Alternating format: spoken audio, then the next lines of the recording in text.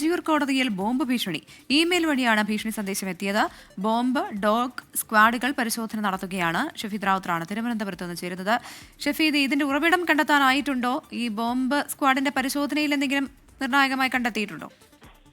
പ്രവിധ സാധാരണ പതിവില്ലാത്തൊരു സംഭവമാണ് തിരുവനന്തപുരം വഞ്ചിയൂർ കോടതിയിൽ ഇന്നുണ്ടായത്. അതായത് കോടതിയുടെ മെയിലിലേക്കാണ് ഈ ഭീഷണി സന്ദേശം എത്തിയത്. കോടതിയിൽ ബോംബ് വെച്ചിട്ടുണ്ട്, ഒരു ത്രെട്ട് ഉണ്ട് എന്നുള്ളതായിരുന്നു ആ ഭീഷണി. അതിന് പിന്നാലെ ഉടൻ തന്നെ വഞ്ചിയൂർ പോലീസിലും അതേപോലെ തന്നെ തിരുവനന്തപുരം സിറ്റി പോലീസിലും ഈ വിവരം അറിയിച്ചു. തിരുവനന്തപുരം സിറ്റി പോലീസ് കമ്മീഷണറുടെ പ്രത്യേക നിർദ്ദേശത്തിന്റെ അടിസ്ഥാനത്തിലാണ് ഇപ്പോൾ ബോംബ് ഡോഗ് സ്ക്വാഡുകൾ കോടതി വളപ്പിൽ പരിശോധന നടത്തുന്നത്. പരിശോധന ഇപ്പോഴും തുടരുകയാണ്. അതീവ ജാഗ്രതയിലാണ് ഈ കോടതി വളപ്പിൽ പരിശോധന നടത്തുന്നത്. മുൻപ് സമാനമായി വിമാനത്താവളത്തിലൊക്കെ ചില വ്യാജ സന്ദേശങ്ങൾ ഉൾപ്പെടെ എത്തിയിട്ടുണ്ട്. അത് ഈ കഴിഞ്ഞ മാസങ്ങളിലൊക്കെ തന്നെ എത്തിയിട്ടുണ്ട്.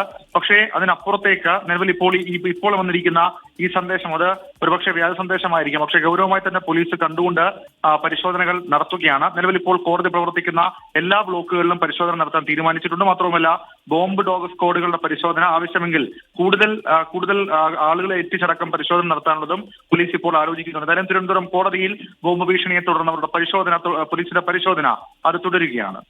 പ്രവിധ. ശരി, ഷഫീദ് റാവുത്തറാണ് തിരുവനന്തപുരത്ത് നിന്ന് വിവരങ്ങൾ നൽകിയത്. രാജ്യത്തുടനീളം സമാനമായ രീതിയിൽ ബോംബ് ഭീഷണിയും ഒപ്പം വ്യാജ സന്ദേശങ്ങളും ഒക്കെ ഒരുപാട് വന്നിരുന്നു.